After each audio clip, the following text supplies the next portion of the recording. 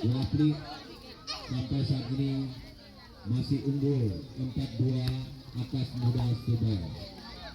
Terakhir kita lihat dihadang oleh poin. Dikit. Sekarang lagi diberikan kepada Muda Subaya. Roda. Bisa. Kamera dulu. Nanti dulu, awas dulu.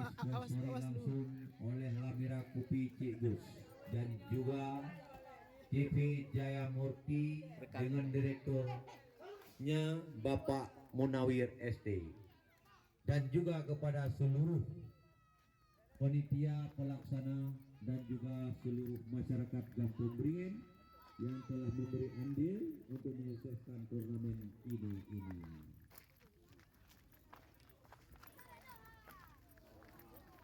Kalau Anda lapar, kalau Anda haus, datang saja. Salah satu palang pintu dari Muda Subaya.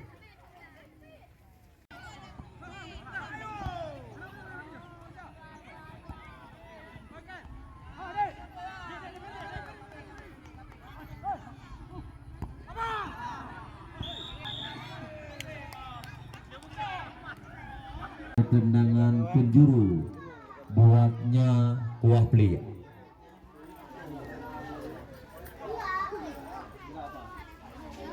Jangan lupa